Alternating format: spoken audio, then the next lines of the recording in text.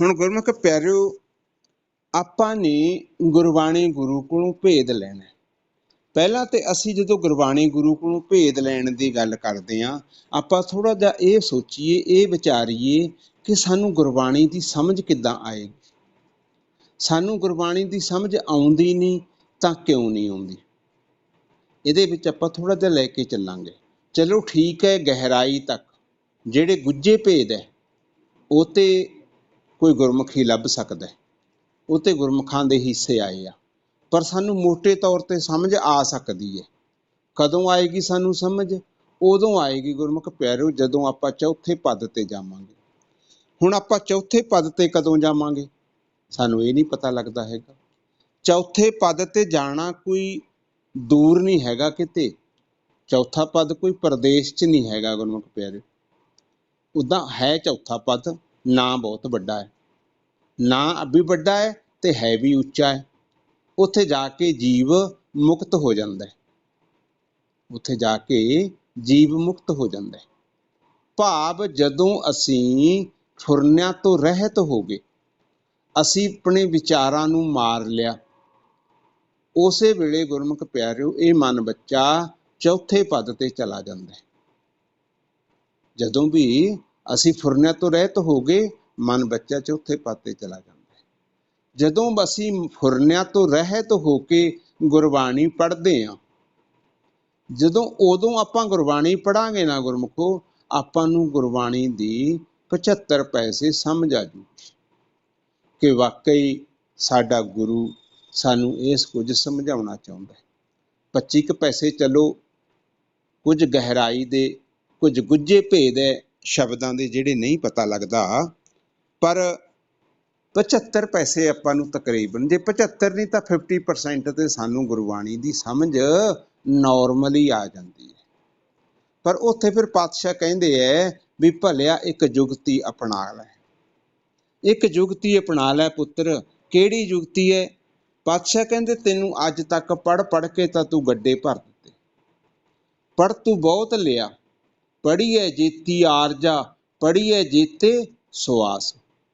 ਪਾਤਸ਼ਾਹ ਕਹਿੰਦੇ ਜਿੱਡੀ ਤੇਰੀ ਉਮਰ ਹੈ ਤੂੰ ਸਾਰੀ ਪੜ੍ਹੀ ਚੱਲ, ਜਿੰਨੇ ਤੂੰ ਸਵਾਸ ਹੈ ਸਾਰੇ ਲਈ ਚੱਲ, ਪਰ ਜਿੰਨਾ ਚਿਰ ਗੁਰਮੁਖਾ ਸੁਣਦਾ ਨਹੀਂ ਹੈਗਾ ਓਨਾ ਚਿਰ ਗੱਲ ਨਹੀਂ ਬਣਦੀ। ਹੁਣ ਕਈ ਵੀਰ ਕਹਿੰਦੇ ਐ ਕਿ ਵੀਰ ਜੀ ਰੋਜ਼ ਸੁਖਮਨੀ ਸਾਹਿਬ ਦੇ 2 ਪਾਠ ਕਰਦੇ ਆ, ਪਰ ਗੁਰਮੁਖੋ ਜਿਹਦੇ ਪੁੱਛਿਆ ਕਦੇ ਕਿ ਭਾਈ ਸਾਹਿਬ ਸੁਣਦੇ ਕਿੰਨਾ ਹੋ, ਉਹ ਕਹਿੰਦੇ ਵੀ ਸਾਨੂੰ ਸੁਣਨ ਦੀ ਕੀ ਲੋੜ ਹੈ, ਅਸੀਂ ਆਪ ਹੀ ਤੇ ਪੜ੍ਹ ਰਹੇ ਹੁੰਦੇ ਹਾਂ।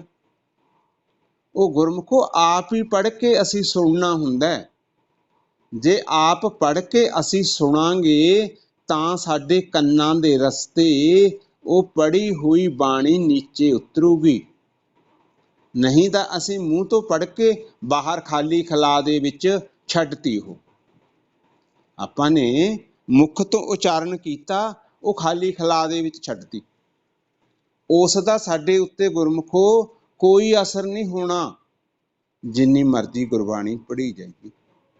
ਜੇ ਉਸੇ ਗੁਰਬਾਣੀ ਨੂੰ ਮੁਖੜੇ ਤੋਂ ਅਸੀਂ ਪੜ੍ਹ ਲਈ, ਸ਼ਬਦ ਉਚਾਰਨ ਕਰਤਾ ਅਤੇ ਕੰਨਾਂ ਦੇ ਰਸਤੇ ਉਸ ਨੂੰ ਆਪਣੇ ਅੰਦਰ ਉਤਾਰ ਲਿਆ,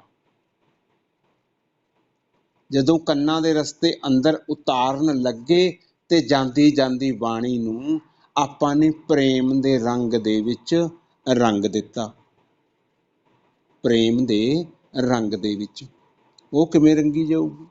ਜਦੋਂ ਪੜ੍ਹਾਂਗੇ, ਪੜ੍ਹ ਕੇ ਸੁਣਾਂਗੇ, ਫਿਰ ਮਨ ਦੇ ਵਿੱਚ ਭਾਉ ਪਿਆਰ ਰੱਖਣਾ ਕਿ ਮੇਰੇ ਗੁਰੂਆਂ ਦੇ ਮੁਖ ਤੋਂ ਉਚਾਰਨ ਕੀਤੀ ਹੋਈ ਇਹ ਬਾਣੀ ਹੈ, ਇਹ ਕਿਤੇ ਕੋਈ ਛੋਟੀ ਮੋਟੀ ਚੀਜ਼ ਨਹੀਂ ਹੈਗੀ, ਇਹ ਮੇਰੇ ਗੁਰੂਆਂ ਦੇ ਮੁਖ ਤੋਂ ਉਚਾਰਨ ਹੋਈ ਬਾਣੀ ਹੈ, ਮੈਂ ਇਸ ਨੂੰ ਪਿਆਰ ਕਰਾਂ।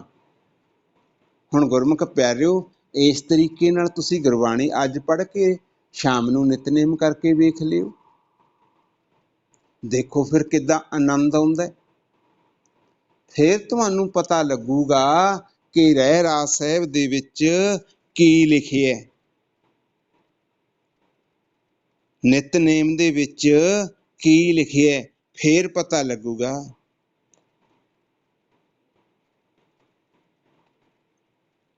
ਅਤੇ ਜੇ ਕਿਤੇ ਅਸੀਂ ਇਹ ਛੱਡਦੇ ਨਹੀਂ ਗੁਰਮੁਖ ਪਿਆਰਿਓ, ਸੁਣਦੇ ਨਹੀਂ ਅਸੀਂ, ਫਿਰ ਪਾਤਸ਼ਾਹ ਸਾਨੂੰ ਇੱਕੋ ਹੀ ਗੱਲ ਸਮਝਾਉਂਦੇ ਆ।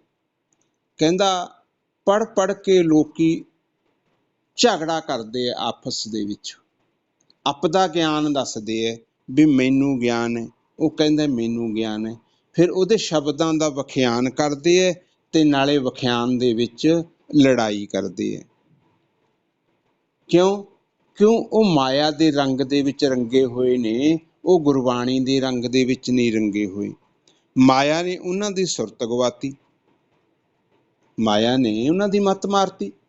ਪਾਤਸ਼ਾਹ ਕਹਿੰਦੇ ਆ ਗੁਰਬਾਣੀ 'ਚ, ਪਾਤਸ਼ਾਹ ਦੱਸਦੇ ਐ ਪੜ੍ਹ ਪੜ੍ਹ ਲੂਝੇ ਬਾਦ ਬਖਾਣੇ। ਕਹਿੰਦੇ ਪੜ੍ਹ ਪੜ੍ਹ ਕੇ ਲੜਾਈ ਕਰਦਾ, ਪੜ੍ਹ ਪੜ੍ਹ ਲੂਝੇ ਬਾਦ ਬਖਾਣੇ, ਮਿਲ ਮਾਇਆ ਸੁਰਤ ਗਵਾਈ। ਮਿਲ ਮਾਇਆ ਸੁਰਤ ਗਵਾਈ, ਜਿਹੜੀ ਸੁਰਤ ਸੀ ਗੁਰਮੁਖ ਪਿਆਰਿਓ ਉਹ ਗਵਾ ਲਈ। ਇਸ ਕਰਕੇ ਅਸੀਂ ਵਿਚਾਰੀਏ। ਪਾਤਸ਼ਾਹ ਕਹਿੰਦੇ ਐ ਮਨਾ ਤੂੰ ਹੁਕਮ ਮੰਨ ਲੈ ਗੁਰੂ ਦਾ। ਇਹ ਜਿਹੜਾ ਅਸੀਂ ਤੈਨੂੰ ਪੜ੍ਹ ਕੇ ਸੁਣਨ ਦੀ ਸਲਾਹ ਦਿੰਨੇ ਆ, ਪਾਤਸ਼ਾਹ ਕਹਿੰਦੇ ਇਹ ਤੇਰੇ ਗੁਰੂ ਦਾ ਹੁਕਮ ਹੈ, ਇਸ ਹੁਕਮ ਨੂੰ ਤੂੰ ਪ੍ਰਵਾਨ ਕਰ ਲੈ। ਜੇ ਕਹਿੰਦੇ ਤੂੰ ਇਸ ਨੂੰ ਪ੍ਰਵਾਨ ਕਰ ਲਿਆ, ਤੇਰੇ ਕਿਸੇ ਵੀ ਕਾਰਜ ਦੇ ਵਿੱਚ ਫਿਰ ਵਿਘਨ ਨਹੀਂ ਪੈਂਦਾ। ਕਿਸੇ ਵੀ ਕਾਰਜ ਦੇ ਵਿੱਚ ਪਾਤਸ਼ਾਹ ਕਹਿੰਦੇ ਭਲਿਆ ਵਿਘਨ ਨਹੀਂ ਪੈਂਦਾ, ਪਰ ਬੇਨਤੀ ਹੈ ਇਸ ਨੂੰ ਮੰਨ ਲੈ।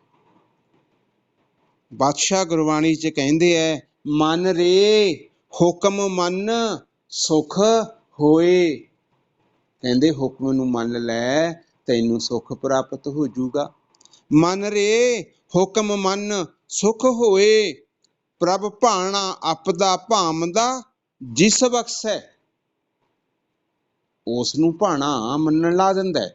ਪ੍ਰਭ ਭਾਣਾ ਆਪਦਾ ਭਾਮਦਾ ਜਿਸ ਬਖਸ਼ੈ, ਤਿਸ ਵਿਘਨ ਨਾ ਕੋਏ। ਫਿਰ ਉਸ ਜੀਵ ਨੂੰ ਗੁਰਮੁਖ ਪਿਆਰਿਓ ਕਿਤੇ ਵਿਘਨ ਨਹੀਂ ਲੱਗਦਾ। ਫਿਰ ਜਦੋਂ ਅਸੀਂ ਵਿਘਨ ਤੋਂ ਰਹਿਤ ਹੋ ਜਾਂਦੇ ਹਾਂ, ਵਿਘਨ ਤੋਂ ਰਹਿਤ ਹੋ ਜਾਂਦੇ ਹਾਂ, ਕਦੋਂ ਹੁੰਦੇ ਹਾਂ? ਜਦੋਂ ਸਾਨੂੰ ਇਸ ਸ਼ਬਦ ਦੇ ਉੱਤੇ 100% ਭਰੋਸਾ ਆ ਗਿਆ ਕਿ ਵਾਕਈ ਮੇਰਾ ਗੁਰੂ ਜੋ ਬੋਲਦਾ ਉਹ ਸੱਚ ਹੈ। ਗੁਰਮੁਖ ਪਿਆਰਿਓ, ਜ਼ਿਆਦਾ ਦੁਖੀ ਹੋਣ ਦਾ ਸਾਡਾ ਇਹ ਵੀ ਕਾਰਨ ਹੈ, ਅਸੀਂ ਜੇ ਸੱਚ ਜਾਣਿਓ ਬੇਸ਼ੱਕ ਕਿੱਡਾ ਹੀ ਕੋਈ ਗਿਆਨੀ ਧਿਆਨੀ ਹੈ, ਪਰ ਮੱਥੇ ਟੇਕੀ ਜਾਂਦੇ ਆ, ਰਮਾਲੇ ਚਾੜੀ ਜਾਂਦੇ ਆ, ਵਿਸ਼ਵਾਸ ਨਹੀਂ ਹੈ ਸਾਨੂੰ ਸਾਡੇ ਕੋਲ। ਜਿਨ੍ਹਾਂ ਨੂੰ ਵਿਸ਼ਵਾਸ ਹੈ ਗੁਰਮੁਖ ਪਿਆਰਿਓ, ਉਹਨਾਂ ਜੀਵਾਂ ਨੇ ਗਿਣਤੀ ਦੇ ਦਿਨਾਂ ਦੇ ਵਿੱਚ ਮਾਲਕ ਨੂੰ ਪਾ ਲਿਆ। ਉਹ ਜੀਵ ਭਵਸਾਗਰ ਨੂੰ ਤਰ ਗਏ। ਇੱਕ ਦਾਸ ਨੇ ਏਦਾਂ ਹੀ ਇਤਿਹਾਸ ਦੇ ਵਿੱਚੋਂ ਇੱਕ ਛੋਟੀ ਜਿਹੀ ਟਿੱਪਣੀ ਸੁਣੀ ਸੀ ਵਿਸ਼ਵਾਸ ਦੇ ਉੱਤੇ, ਕਿ ਜਿਨ੍ਹਾਂ ਨੂੰ ਵਿਸ਼ਵਾਸ ਹੈ ਉਹ ਮੇਰੇ ਤੇ ਹੀ ਢੁਕਦੀ ਹੈ। ਉਹ ਟਿੱਪਣੀ ਮੇਰੇ ਤੇ ਹੀ ਢੁਕਦੀ ਹੈ। ਜਿੱਦਾਂ ਮੈਂ ਤੁਹਾਡੇ ਨਾਲ ਵਿਚਾਰ ਕਰ ਰਿਹਾ, ਤੁਹਾਨੂੰ ਮੈਂ ਦੱਸ ਰਿਹਾ, ਤੁਸੀਂ ਮੇਰੇ ਬਚਨਾਂ ਨੂੰ ਹੂ-ਬਹੂ ਮੰਨ ਲਿਆ। ਮੰਨ ਕੇ ਤੁਸੀਂ ਨੇ ਭਰੋਸਾ ਕਰ ਲਿਆ। ਤੁਸੀਂ ਨੇ ਭਰੋਸਾ ਵੀ 100% ਕੀ 101% ਕਰ ਲਿਆ। ਜਦੋਂ 101% ਭਰੋਸਾ ਹੋ ਗਿਆ ਗੁਰੂ ਤੇ, ਫਿਰ ਗੁਰੂ ਨੇ ਤੇ ਆਪਦਾ ਰੰਗ ਦਿਖਾਉਣਾ। ਗੁਰੂ ਨੇ ਤੇ ਫਿਰ ਆਪਦਾ ਰੰਗ ਦਿਖਾਉਣਾ ਗੁਰਮੁਖ ਪਿਆਰਿਓ, ਜਦੋਂ ਸਾਨੂੰ ਵਿਸ਼ਵਾਸ ਆ ਗਿਆ, ਜਦੋਂ ਸਾਨੂੰ ਭਰੋਸਾ ਆ ਗਿਆ। ਕਿਉਂ? ਪਾਤਸ਼ਾਹ ਨੇ ਇੱਕੋ ਹੀ ਗੱਲ ਦੱਸਤੀ, ਜਦੋਂ ਸਾਨੂੰ ਭਰੋਸਾ ਆ ਗਿਆ ਉਦੋਂ ਸਾਡਾ ਮਨ ਮੰਨ ਜੂਗਾ। ਜਦੋਂ ਸਾਡਾ ਮਨ ਮੰਨ ਜੂਗਾ, ਪਾਤਸ਼ਾਹ ਕਹਿੰਦੇ ਗੁਰੂ ਦੇ ਨਾਲ ਮਿਲਾਪ ਹੋ ਜੂਗਾ। ਗੁਰਬਾਣੀ ਦਾ ਫਰਮਾਨ ਹੈ ਮਨ ਮਾਨਿਆ ਤਉ ਹਰ ਜਾਣਿਆ। ਅਟਲ ਹੈ ਗੁਰਮੁਖੋ, ਮਨ ਮਾਨਿਆ ਤੋ ਹਰ ਜਾਣਿਆ, ਉਹ ਜਾਣ ਜੂਗਾ। ਹੁਣ ਤੁਹਾਨੂੰ ਭਰੋਸਾ ਆ ਗਿਆ, ਵਿਸ਼ਵਾਸ ਆ ਗਿਆ, ਤੁਹਾਡਾ ਮਨ ਮੰਨ ਗਿਆ, ਤੁਸੀਂ ਭਵਸਰ ਲੰਘ ਗਏ। ਐਦਾਂ ਹੀ ਇੱਕ ਕੋਈ ਗੁਜਰੀ ਸੀ, ਗੁਜਰ ਜਿਹੜੇ ਪਹਾੜਾਂ ਤੇ ਰਹਿੰਦੇ ਆ, ਉਹ ਦੁੱਧ ਪਾਉਣ ਆਉਂਦੀ ਹੁੰਦੀ ਸੀ ਬਾਜ਼ਾਰ ਦੇ ਵਿੱਚ। ਰਸਤੇ 'ਚ ਕਿਤੇ ਕੋਈ ਪੰਡਤ ਦਾ ਘਰ ਸੀ, ਉਹ ਪੰਡਤ ਦੇ ਕੋਲੇ ਆਉਂਦੀ ਆਉਂਦੀ ਕਥਾ ਸੁਣ ਲੈਂਦੀ ਸੀ। ਜਦੋਂ ਕਥਾ ਸੁਣ ਲੈਂਦੀ ਸੀ, ਪੰਡਤ ਨੇ ਕਿਤੇ ਕਥਾ ਸੁਣਾਈ ਵੀ ਗੁਰੂ ਤਾਂ ਭਵਜਲ ਨੂੰ ਪਾਰ ਕਰ ਦਿੰਦੇ ਆ, ਗੁਰੂ ਤਾਂ ਵੱਡੇ ਵੱਡੇ ਸਮੁੰਦਰਾਂ ਨੂੰ ਪਾਰ ਕਰਵਾ ਦਿੰਦੇ ਆ। ਪਰ ਜੇ ਕਿਤੇ ਭਰੋਸਾ ਹੋਵੇ ਤਾਂ। ਪੰਡਤ ਇਹ ਕਥਾ ਕਰਦਾ ਸੀ ਤੇ ਗੁਜਰੀ ਦਾ ਭਰੋਸਾ ਬਣ ਗਿਆ। ਉਸ ਨੂੰ ਰਸਤੇ ਦੇ ਵਿੱਚ ਉਹ ਨਦੀ ਪੈਂਦੀ ਸੀ, ਰਸਤੇ ਦੇ ਵਿੱਚ ਨਦੀ ਪੈਂਦੀ ਸੀ। ਨਦੀ ਸ਼ਾਰਟ ਰਸਤਾ, ਉਸ ਨੂੰ ਵਿੱਚ ਦੀ ਨਿਕਲ ਕੇ ਜਾਣਾ ਪੈਂਦਾ ਸੀ, ਤੇ ਜਿਹੜਾ ਪੁਲ ਸੀ ਉਹ ਦੂਰ ਘੁੰਮ ਕੇ ਆਉਣਾ ਪੈਂਦਾ ਸੀ 5-4 ਕਿਲੋਮੀਟਰ। ਜਦੋਂ ਉਸ ਦਾ ਗੁਰੂ ਤੇ ਭਰੋਸਾ ਵੱਜ ਗਿਆ, ਉਹ ਲੈ ਕੇ ਗੁਰੂ ਦਾ ਨਾਮ ਉਹ ਸਮੁੰਦਰ ਦੇ ਵਿੱਚ ਠਿੱਲ ਪਈ। ਜਦੋਂ ਸਮੁੰਦਰ ਦੇ ਵਿੱਚ ਠਿੱਲ ਪਈ ਗੁਰਮੁਖ ਪਿਆਰਿਓ, ਉਹ ਗੁਜਰੀ ਪਾਣੀ ਦੇ ਉੱਤੇ ਪੈਰ ਰੱਖ ਰੱਖ ਕੇ ਸਮੁੰਦਰ ਨੂੰ ਉਦਾਂ ਹੀ ਪਾਰ ਕਰ ਗਈ। ਕਿਉਂ? ਭਰੋਸਾ ਸੀ ਉਸਦਾ। ਭਰੋਸਾ ਮਾਲਕ ਡਿੱਗਣ ਨਹੀਂ ਦਿੰਦਾ। ਮਾਲਕ ਆਪਣੇ ਭਗਤਾਂ ਦਾ ਭਰੋਸੇ ਨੂੰ ਕਾਇਮ ਰੱਖਦਾ। ਜਿਨ੍ਹਾਂ ਨੂੰ ਭਰੋਸਾ ਆ ਗਿਆ ਤੇ ਉਹ ਜੀ ਗੁਜਰੀ ਇੱਕ ਵਾਰ ਲੰਘ ਗਈ, ਉਹਦਾ ਦਿਲ ਖੁੱਲ੍ਹ ਗਿਆ। ਉਹ ਮਾਲਕ ਦੇ ਗੁਣ ਗਾਇਆ ਕਰੇ ਅਤੇ ਹੈਰਾਨ ਵੀ ਹੋਊਗੀ ਕਿ ਮੇਰਾ ਮਾਲਕ ਐਡਾ ਕਿਰਪਾਲੂ, ਐਡਾ ਦਿਆਲੂ ਮੇਰਾ ਮਾਲਕ, ਐਡੀ ਸ਼ਕਤੀ ਮੇਰੇ ਮਾਲਕ ਦੇ ਵਿੱਚ। ਉਹ ਤੇ ਰੋਜ਼ ਹੀ ਆਪਦਾ ਰਾਮ ਰਾਮ, ਵਾਹਿਗੁਰੂ ਵਾਹਿਗੁਰੂ, ਅੱਲਾ ਅੱਲਾ, ਜੋ ਵੀ ਉਹਦਾ ਕੋਈ ਵਚਨ ਦਿੱਤਾ ਹੋਇਆ ਸੀ ਪੰਡਤ ਦਾ, ਉਹ ਕਰਦੀ ਕਰਦੀ ਦੁੱਧ ਲੈ ਕੇ ਇੱਧਰ ਵੀ ਲੰਘ ਜਾ ਕਰੇ, ਇੱਧਰੋਂ ਦੁੱਧ ਵੇਚ ਕੇ ਕਥਾ ਸੁਣ ਕੇ ਉਹ ਫਿਰ ਆਪਦਾ ਵਾਪਸ ਜੰਗਲ ਨੂੰ, ਆਪਦੇ ਘਰ ਨੂੰ ਚਲੀ ਜਾਇਆ ਕਰੇ। ਇੱਕ ਦਿਨ ਉਸ ਦੇ ਮਨ ਦੇ ਵਿੱਚ ਆਇਆ ਕਿ ਜਿਹੜੇ ਗੁਰੂ ਨੇ ਮੈਨੂੰ ਨਦੀ ਦੇ ਉੱਤਰ ਦੀ ਲੰਘਣਾ ਸਿਖਾਤਾ, ਮੈਨੂੰ ਐਡਾ ਵੱਡਾ ਗੁਣ ਦੇਤਾ, ਮੈਂ ਕਿਉਂ ਨਾ ਇਸ ਦੀ ਰੋਟੀ ਆਪਦੇ ਘਰ ਕਰਾਂ, ਮੈਂ ਕਿਉਂ ਨਾ ਇਸ ਨੂੰ ਨਿਉਂਦਾ ਦੇਵਾਂ। ਉਸ ਨੇ ਜੀ ਉਸ ਨੂੰ ਨਿਉਂਦਾ ਦੇ ਦਿੱਤਾ। ਜਦੋਂ ਨਿਉਂਦਾ ਦਿੱਤਾ, ਪੰਡਤ ਕਹਿੰਦਾ ਠੀਕ ਹੈ ਭਾਈ, ਮੈਂ ਆ ਜਾਊਂਗਾ, ਚੱਲੂੰਗਾ ਤੇਰੇ ਨਾਲ। ਦੂਜੇ ਦਿਨ ਆਈ ਉਹ ਔਰਤ, ਉਸ ਨੇ ਜੀ ਕਿਹਾ ਜੀ ਆਓ ਪੰਡਤ ਜੀ ਚੱਲੀਏ। ਜਦੋਂ ਨਦੀ ਦੇ ਕਿਨਾਰੇ ਗਿਆ, ਕਹਿੰਦਾ ਬੀਬਾ ਇੱਧਰ ਜਾਨੀ ਹੈ, ਇੱਧਰ ਹੈ ਤੇਰਾ ਘਰ? ਕਹਿੰਦੇ ਜੀ ਹਾਂ। ਫਿਰ ਕਹਿੰਦਾ ਕੋਈ ਬੇੜੀ ਬੂੜੀ ਤੇ ਇੱਥੇ ਹੈ ਨਹੀਂ, ਨਾ ਕੋਈ ਬੇੜੀ ਨਾ ਕੋਈ ਪੁਲ। ਉਹ ਕਹਿੰਦੀ ਪੰਡਤ ਜੀ ਆਪਾਂ ਨੂੰ ਬੇੜੀ ਤੇ ਪੁਲ ਦੀ ਕੀ ਲੋੜ ਹੈ? ਜਿਸਕਾ ਸਾਹਿਬ ਡਾਢਾ ਹੋਏ, ਤਿਸ ਕੋ ਮਾਰ ਨਾ ਸਾਕੈ ਕੋਏ। ਕਹਿੰਦੇ ਆਪਾਂ ਨੂੰ ਉਹਦੀ ਕੀ ਲੋੜ ਹੈ? ਆਪਾਂ ਨੂੰ ਕੋਈ ਲੋੜ ਨਹੀਂ, ਆਪਾਂ ਐਂ ਚੱਲਾਂਗੇ। ਹੁਣ ਉਹ ਪੰਡਤ ਤੇ ਮੇਰੇ ਵਰਗਾ ਸੀ, ਉਹ ਤੇ ਕਥਾ ਕਰਨ ਵਾਲਾ ਸੀ, ਪਰ ਉਹਦਾ ਭਰੋਸਾ ਨਹੀਂ ਸੀ ਵੱਜਿਆ ਹੋਇਆ। ਉਹ ਲੜਕੀ ਦਾ ਭਰੋਸਾ ਵੱਜਿਆ ਹੋਇਆ ਸੀ। ਉਹ ਪੰਡਤ ਨੂੰ ਕਹਿੰਦੀ ਤੂੰ ਆ ਮੇਰੇ ਮਗਰ। ਉਹ ਕਹਿੰਦਾ ਹੈ ਬੋਲੀ, ਤੂੰ ਮੈਨੂੰ ਡੋਬ ਦੇਂਗੀ। ਉਹ ਕਹਿੰਦੀ ਮੈਂ ਕਿਉਂ ਡੋਬ ਦੂੰਗੀ, ਤੁਸੀਂ ਤਾਂ ਮੈਨੂੰ ਰੋਜ਼ ਕਹਿੰਦੇ ਹੋ। ਉਹ ਕਹਿੰਦਾ ਮੈਂ ਕਹਿਣੇ ਹੀ ਕਹਿਣਾ ਆਇਆ, ਮੈਂ ਕਦੇ ਤਰਿਆ ਨਹੀਂ, ਮੈਂ ਤੇ ਤਰਨ ਵੀ ਨਹੀਂ ਜਾਣਦਾ, ਤੂੰ ਤੇ ਤਰਨ ਜਾਣਦੀ ਹੁਣੀ, ਰੋਜ਼ ਲੰਘਦੀ ਏ। ਉਹ ਕਹਿੰਦੀ ਤਰਨ ਦੀ ਤੇ ਆਪਾਂ ਨੂੰ ਲੋੜ ਹੀ ਨਹੀਂ ਪੈਣੀ, ਆਪਾਂ ਤਾਂ ਉੱਤੋਂ ਦੀ ਲੰਘਾਂਗੇ ਜਿਵੇਂ ਸੜਕ ਉੱਤੋਂ ਦੀ ਲੰਘਿਆ ਜਾਂਦੀ। ਹੁਣ ਭਾਈ ਉਹ ਗੁਜਰੀ ਤਾਂ ਵਿਚਾਰੀ ਸੜਕ ਦੇ ਉੱਤੋਂ ਦੀ ਲੰਘ ਗਈ। ਪੰਡਤ ਜੀ ਵੜਨ ਲੱਗਿਆ, ਪੰਡਤ ਪਾਣੀ ਦੇ ਵਿੱਚ ਜਾਈ ਜਾਵੇ, ਪੰਡਤ ਦਾ ਭਰੋਸਾ ਨਹੀਂ ਸੀ। ਹੁਣ ਗੁਰਮੁਖ ਪਿਆਰਿਓ, ਜਿਨ੍ਹਾਂ ਦਾ ਭਰੋਸਾ ਵੱਜ ਗਿਆ ਨਾ, ਉਹਨਾਂ ਨੂੰ ਤੇ ਗੁਰੂ ਭਵਜਲ ਤੋਂ ਪਾਰ ਕਰ ਦਿੰਦਾ ਹੈ। ਪਰ ਜਿਨ੍ਹਾਂ ਦਾ ਭਰੋਸਾ ਨਹੀਂ ਵੱਜਿਆ, ਉਹ ਭਵਜਲ ਤੋਂ ਪਾਰ ਨਹੀਂ ਹੁੰਦੇ।